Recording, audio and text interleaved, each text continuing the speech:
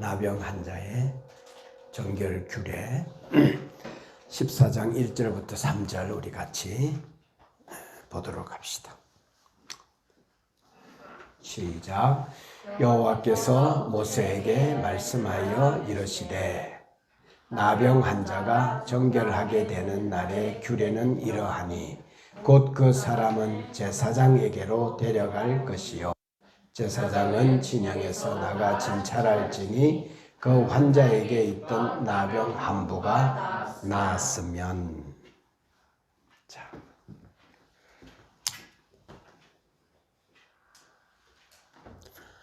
13장 14장 피부병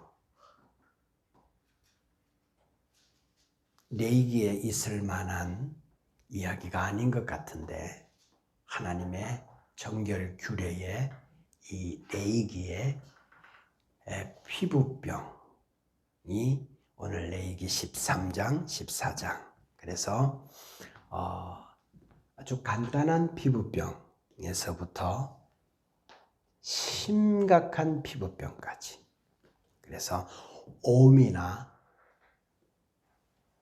피부에 이상이 있거나 피부가 돋거나 뾰루지가 나거나 그 다음에 생점 점이 생겼는데 이게 살아서 우묵해지기도 하고 돋기도 하고 하는 이런 부분에 대하여서 말하고 극단적으로는 뭔가 하면 나병, 한센병, 그죠? 나병 환자. 나병이 되면 개인에게도 심각하지만 다른 사람에게도 접촉하면 옮겨져서 또 나병이 전염되어지니까 심각한 질병이죠.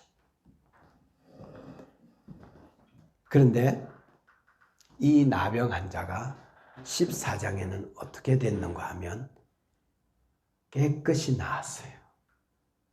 나으면 어떻게 하는가 하면 다시 그 사회의 정식 멤버로 국민으로 다시 회복이 되죠.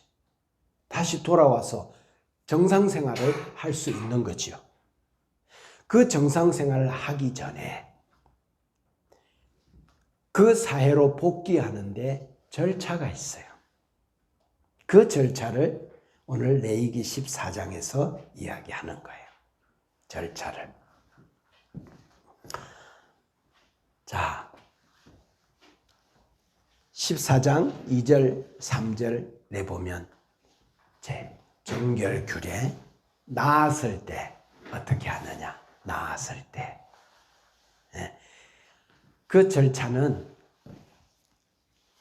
참 까다로워요. 그러니까 내 백성이었는데 나병이 걸려. 그 나병은 어떤 상징인가 하면 하나님께로부터 받은 자라는 상징이 있어요. 이스라엘 사회에서 나병이 걸렸다. 그건 하나님으로부터 저주를 받아서 버려진 자라. 이러한 상징이에요. 그 사람이 전에 이스라엘 진영의 한 가족이었고 한 형제였고 한 국민 민족이었고 백성이었는데 하나님의 저주를 받아서 나병에 걸린 자가 나아가지고 다시 그 사회에 복귀하는 이런 절차이기 때문에 많이 신중하고 까다롭고 복잡해요. 절차가 많아요.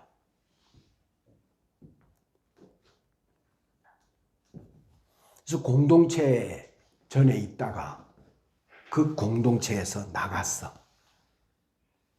그런데 여러 가지 과정을 거쳐 그 공동체에 다시 복귀하려고 할 때에 그 사람에 대하여서 다시 그 공동체가 받을 때 그 과정이 확인해야 되고 까다롭게 그 마음을 확인해야 되고 절차를 해서 그 공동체가 그 사람을 받는 이유는 뭔가 하면 다시 복귀하는 그 사회의 건강, 정결함. 왜냐하면 그 사람이 정말 다 나았는지 이거를 면밀히 살피고 또 보고 또 보아서 그래서 복귀하고 다시 받는 이런 장면들을 보게 되어집니다. 자, 완전히 나았을 때 이제 판정을 받는지요. 판정은 누구에게 가서 판정을 받아요? 제사장에게 가서 판정을 받아요. 그러니까 완치 판정이죠. 정말 좋은 소식이죠. 당신이 이제 전에 있던 병에서 죽음에서 완전히 치료받았습니다. 죽음의 정세가 하나도 없습니다. 완전히 고쳐졌습니다. 정말 좋은 소식이죠. 완치 판정을 받았어요. 그러면 이제 이분이 정결제를 드리기 시작해요. 정결. 제일 먼저는 몸을 씻어요. 몸을 씻고 그 다음에 그동안 입고 있었던 모든 옷을 깨끗이 빨아요. 빨고 그리고 온몸에 털을 다 밀어요. 눈썹도 온몸에 털을 다 밀어요.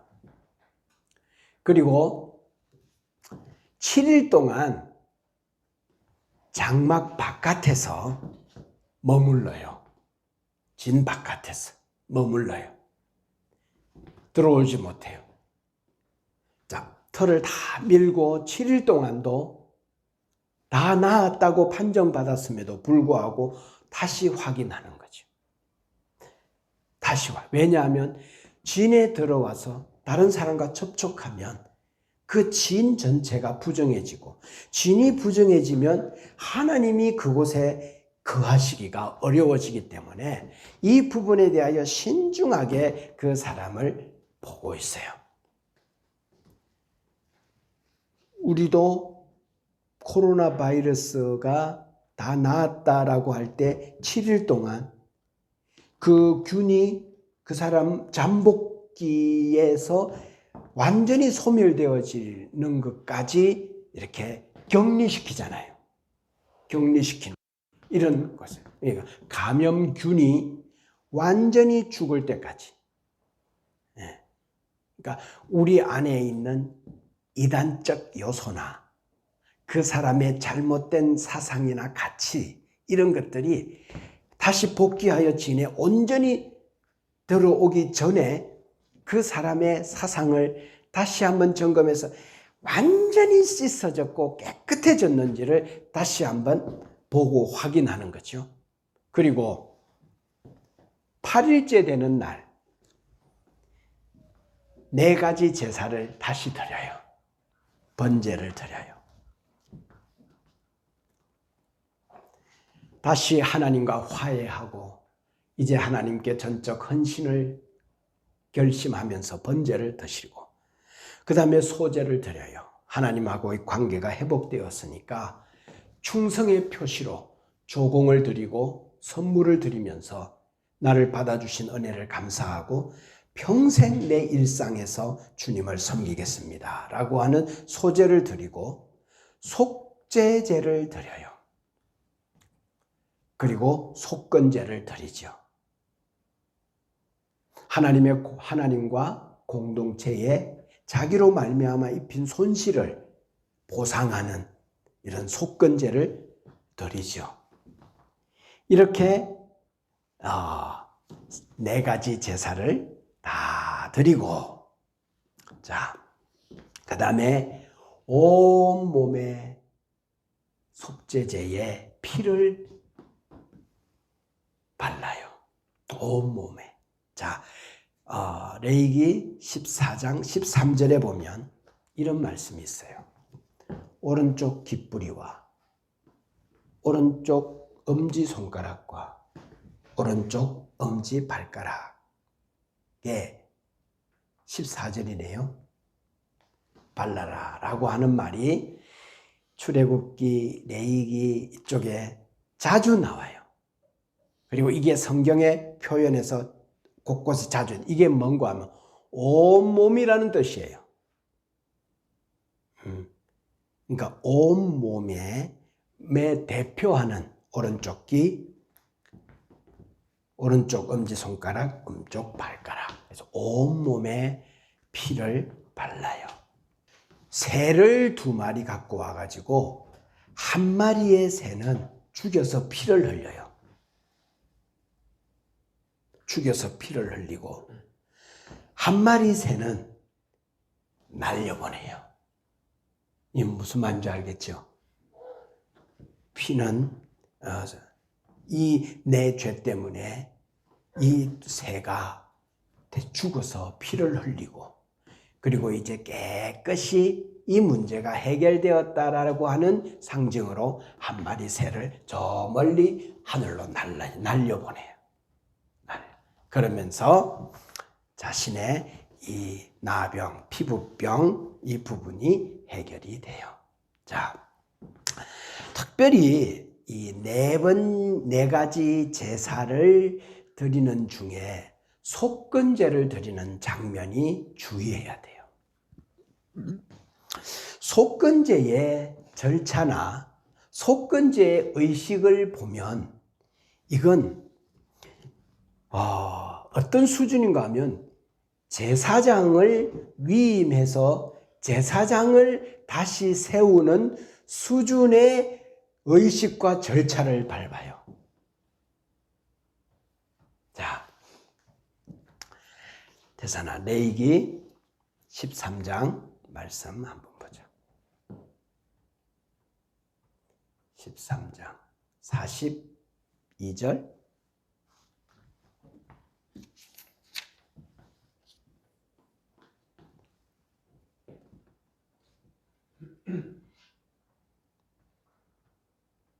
더 45절, 46절. 자,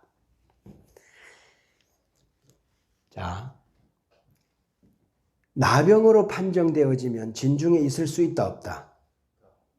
자, 이야기해요. 있다, 없다? 없다. 그래서 진 바깥으로 뭐 한다? 격리돼요. 그곳에서 홀로 죽을 때까지 살아야 돼요. 자, 그런데 사람들이 거기에 문둥병 환자가 있는 줄도 모르고 어떤 사람이 이렇게 소풍을 오듯이 와서 아니면 지나가 일을 하든지 다가오면 중에 격리되어진 나병 환자는 소리를 쳐야 돼요. 옷을 찢으면서 머리를 풀고 윗입술을 가리면서 외치기를, 나는 부정합니다. 죽음의 정세가 내게 있는 자입니다. 나는 하나님께 저주받은 자입니다. 나는 부정한 자입니다. 당신이 내게 가까이 다가오면 안 됩니다. 나는 부정합니다. 그러면서 진 바깥에서 살아가야 돼요. 그러니까 이 사람은 뭐예요? 버려진 자예요. 격리된 자예요. 죽음이 있는 자예요. 죽음이 확보되어진 자예요.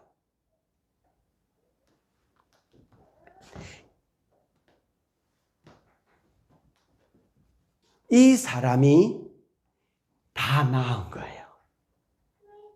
깨끗해진 거예요.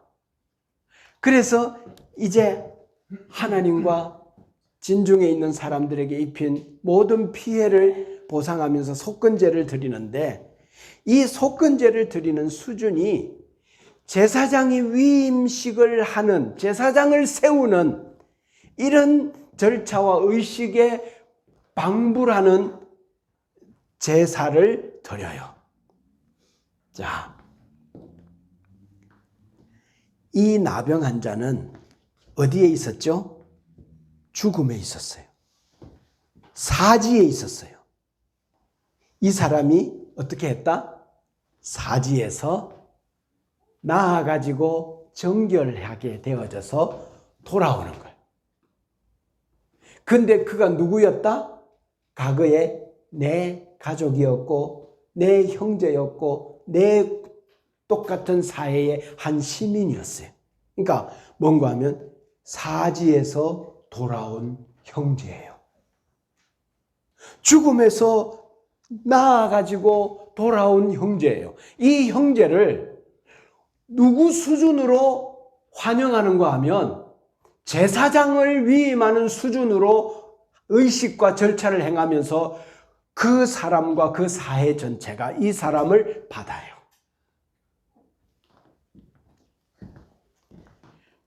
그러니까 이 사람은 누군가 하면 죽음에서 돌아오는 형제야.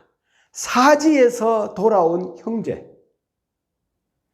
그리고 그 사람을 이제 온전한 한 사람으로 하나님께서 그를 회복시켜 주신 거예요.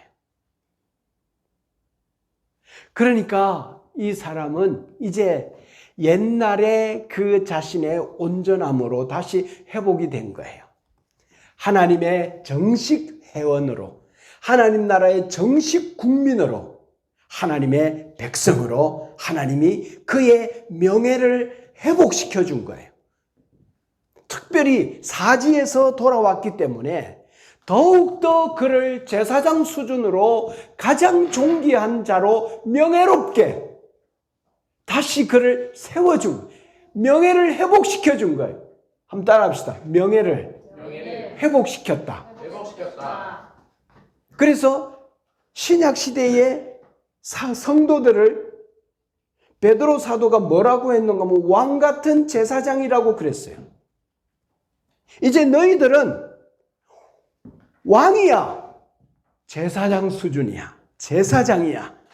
내가 너의 일을, 명예를, 사지에서 돌아온 너를, 나병에서, 죽음에서, 절망에서 돌아온 너를 내가 너의 명예를 회복했다. 이렇게 말씀할.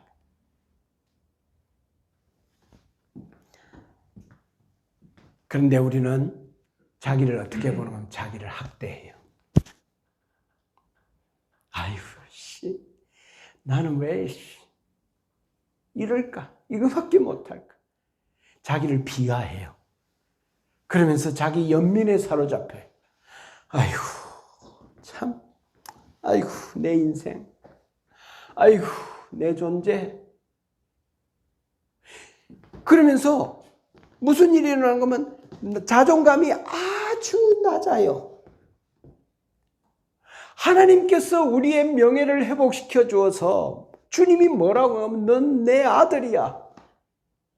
넌 나의 정식 백성으로 회복했어. 너를 이렇게 회복시킬 때 나는 무슨 일을 했는가 하면 내 피를 흘렸어. 내 아들의 피를 흘려 너를 이렇게 살려놨어. 라고. 그래서 이제 너는 뭐라고 말하는가 하면 흠이 없다. 내가 너에게 흠을 찾아보려고 해도 찾을 흠이 없어. 너는 완전해. 너는 완벽해. 나의 신부야. 너는 정결해. 나와 함께 가자. 이제 나와 함께 가자. 이렇게 말씀하시는데 우리는 가끔 가다가 아이고,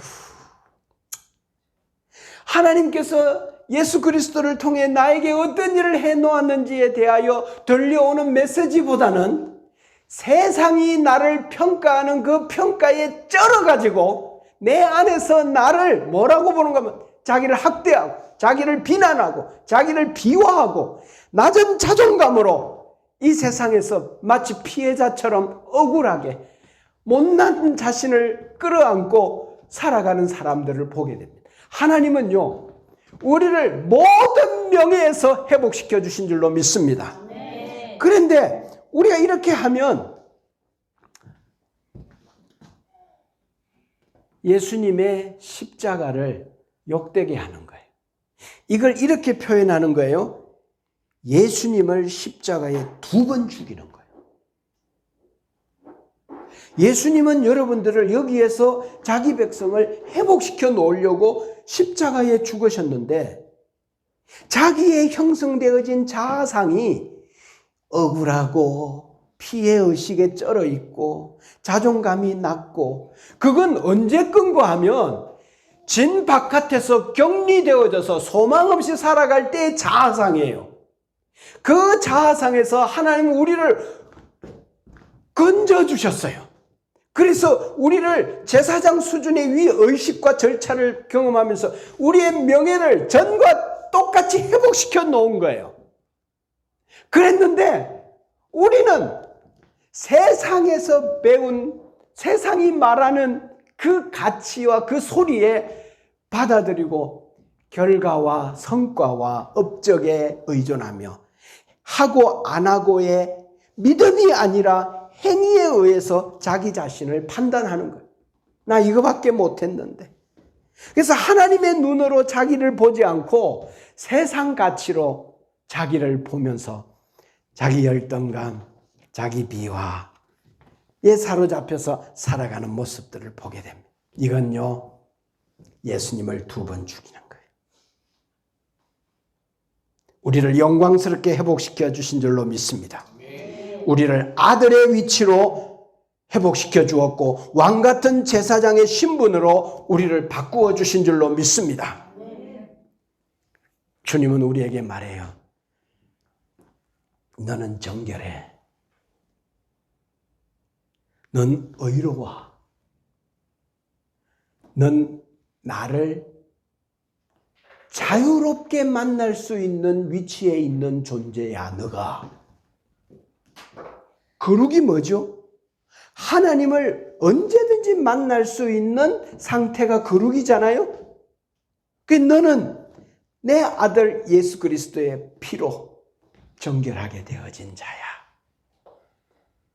나는 너가 내 안에서 얼마나 깨끗해졌는지 알기를 원해. 그리고 너는 나의 신부야. 이제부터 나와 사랑을 시작하자. 이렇게 주님이 우리에게 말씀하시는 거예요. 자, 이렇게 나병 환자의 정결 규례를 이야기하면서 제일 마지막에 여러분 14장 읽어오셨죠? 번제, 소제, 속건제, 속제제. 이 드리려면 뭐예요? 재물이 있어야 되잖아요. 비용이 만만치가 않아요. 그런데 가난한 사람은 이렇게 드릴 만한 힘이 미치지 못하는 자는 하면서 그들에 대한 배려에 대하여서도 규례로 정해놓고 얼마든지 하나님과의 관계를 회복하고 회원으로 돌아올 수 있게 하기 위해서 장치를 마련해 놓고 있어요. 자, 예수님이 이 땅에 오셨어요. 마태복음 5장, 6장, 7장 산에 올라서 산상 설교를 하셨어요. 무리가 가득 모였고 제자들이 나아오매 비로소 가르쳐 가라사대 심령이 가난한 자는 복이 있나니 라고 하면서 그분이 산상에서 설교를 시작하시는 장면이 5장, 6장, 7장에 나와요. 산상 설교를 다 마쳤어요. 주옥 같은 설교를 마치고 이제 내려오시는데 나병 환자가 자기 앞에 있는 거예요. 그러면 구약의 율법에 의하면 나병 환자는 어떻게 해야 되죠? 가서 접촉하면 안 되잖아요. 그런데 그분이 뭐라고 선포하는가 하면 내가 원하노니 깨끗함을 입어라 그랬어요. 할렐루야. 네. 주님이 원하는 것은 뭔가 하면 절망 가운데 죽음의 정세가 있는 부정한 자가 그 지경에서 깨끗해지는 것을 주님이 원하시는 줄로 믿습니다. 예. 그래서 몸도 깨끗해지고 그의 생각과 내면과 정신도 깨끗해지고 그의 영혼도 깨끗해지기를 주님이 원하는 줄로 믿습니다. 근데 율법은 뭐죠? 부정한 자가, 나병한 자가 있으면 접촉하지 말라는 거예요. 접촉하지 말라는 의도와 정신과 목적이 뭐예요? 접촉하지 말라는 의미는 그 진영, 이 사람 때문에 그 진영이 접촉을 해서 이 나병이 돌면 큰일 나잖아요. 온 쑥대밭이 되잖아요. 하나님이 그들을 만나줄 수도 없고 거하실 수도 없는 그런 공동체가 돼버리잖아요. 그러니까 의도는 뭐예요? 접촉하지 말라는 의도는 뭐예요? 목적은 뭐예요? 정신은, 법의 정신은 격리시키고 너 같은 건 필요 없어 이거 아니잖아요. 뭔가 하면 건강한 공동체를 지켜내기 위해서 그 가운데 이런 심각한 질병이 있는 자들은 속간해서 격리시키는 것은 그 공동체 전체의 건강이잖아요. 그래서 이 사람은 어떻게 해야 된다? 격리시키잖아요. 건강이 의도예요. 그 전체 진영의 건강한 공동체가 의도인데, 그러나 걸린 사람은 격리시켜야 되잖아요. 근데 예수님은 이들이 있는 진영 바깥에 찾아가서 그리고 십자가를 지고 성 밖, 영문 밖으로 나아가서 골고다 언덕에서 나병 환자들의 죽음을 짊어지고 죄인들의 죽음을 짊어지고 그분이 십자가에서 죽으신 줄로 믿습니다. 그래서 우리를 죄에서 부정해서 우리를 깨끗하게 정결케 해주기 위하여 그분은 십자가에 짊어지는 지점을 속죄제의 죽음처럼 진영 번제단에서 태워지는 게 아니라 진영 바깥으로 가서 다른 제사 말고 속죄제는 진영 바깥 재버리는 정결한 곳 한 본진 진영에서 6km 정도 떨어져 있는 곳에 가서 그곳에서 다 태워서 죽는 것처럼 예수님이 십자가에서 그렇게 죽어주심으로 우리를 고쳐주셔서 건강하게 해주셨어요. 우리도 건강, 율법의 의도도 건강이에요. 그래서 예수님은 율법을 폐하러 온 것이 아니라 뭐하러 왔는가 하면 완전하게 완성시키기 위하여 오셨다. 그래서 구약의 율법은 격리시키고 추방해서 진중에 있는 사람들이 건강을 지키기 위함이지만 복음은 예수님이 찾아가서 깨끗하게 고쳐 진에 복귀시키는 거예요. 그래서 예수님이 영분 밖에 십자가를 지고 가서 죽으셨어. 우리를 회복시켜 놓아서 다 낫게 해주셔서 다시 하나님 앞에 나아갈 수 있도록 해주셨어요. 우리를 회복시켜 주었어요. 예수님이. 그래서 교회를 세우시고 그 교회의 정식 회원이 되도록 그렇게 복귀시켜 주셨어요. 우리의 명예를 회복시켜 주시고 우리를 왕같은 제사장이라고 말씀해 주시는 거예요. 우리를 이렇게 명예롭게 해주.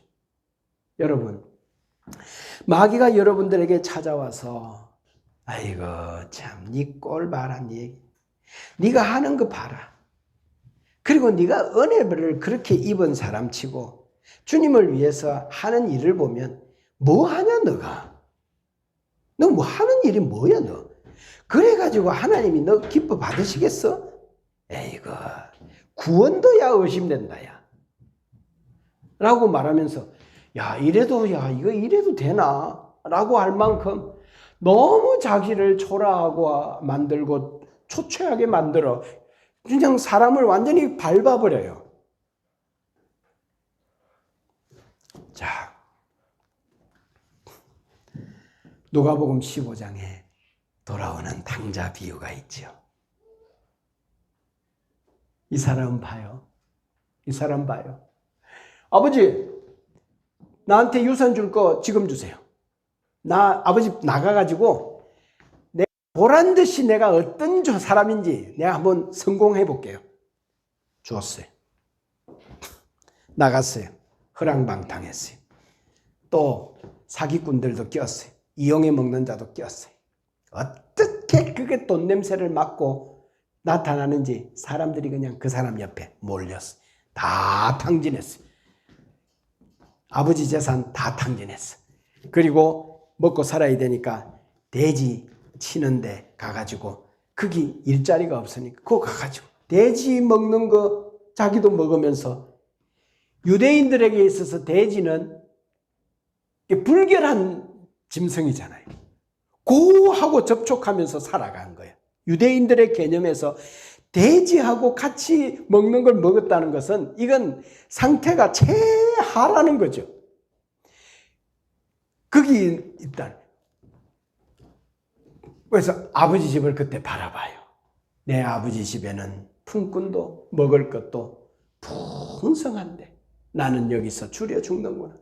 돌아가자. 돌아와요.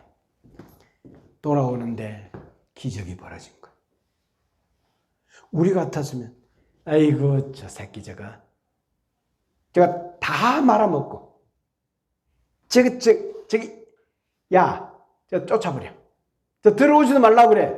라고 말할 수도 있을 것 같은데 아버지가 저 동구 바깥을 쳐다보고 아들인 거야.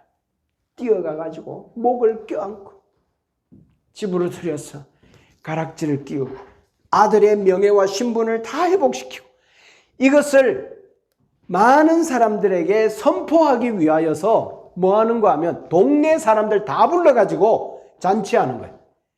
아들의 명예를 한 방에 회복시켜 주려고 하는 거예요. 그래서 아버지가 아들아. 그러는데 아들은 이야기하는 거예요.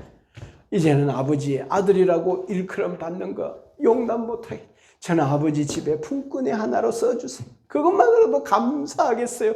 그런데 무슨 소리냐? 넌 언제나 내 아들이었고 너는 너를 이렇게까지 내가 기다렸다. 라고 하면서 너는 내 아들이야. 하고 그 아들의 명예를 완벽하게 자기와 가정에서 복귀하고 있는 사지에서 돌아온 이 아들을 모든 동네 사람들 앞에서 내 아들의 신분을 다시 선포하면서 잔치하는 이 장면을 보면서 우리는 늘 내가 탕자이지만 하나님 아버지 앞에서 내가 어떤 존재인지를 알고 감격 속에 믿음 생활하고 신앙 생활하기를 바랍니다. 그리고 자기를 봐야 돼. 여러분, 하나님은 우리를 명예롭게 회복시켜 주었어요. 다시 진중에 전에 완전히 상관없이 너네 온전한 내 백성이라고 내 아들이라고 내 신부라고 말씀해 주시는 이 장면인 거예요. 하나님을 떠났고 끝났던 이 한 사람이 온전해져서 자기 진영으로 복귀하는 거예요. 얼마나 기뻤을까? 얼마나 좋았을까?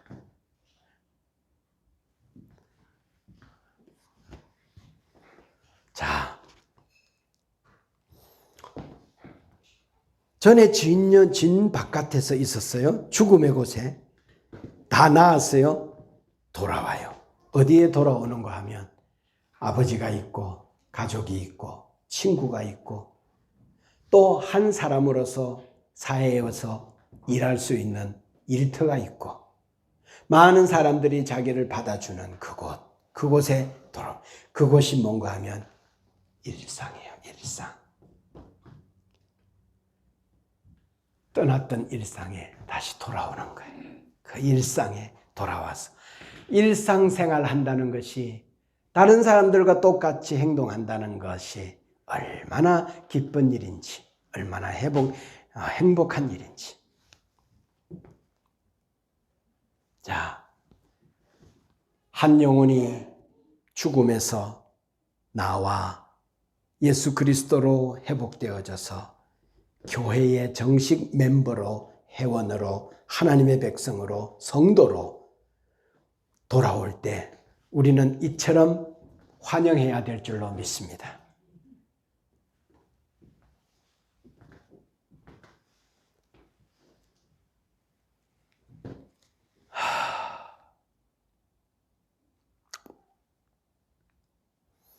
다시 받는 거예요. 다시 받아들이는 거예요. 이제 우리는 예수 그리스도 안에서 새로운 시대가 열렸어요. 율법을 행함으로 구원을 얻는 것이 아니라 예수 그리스도를 믿음으로 구원을 받는, 나병에서 회복되어져서 하나님의 정식 회원으로 다시 받아들여지는 이런 새로운 시대, 예수 그리스도의 시대가 열린 거지.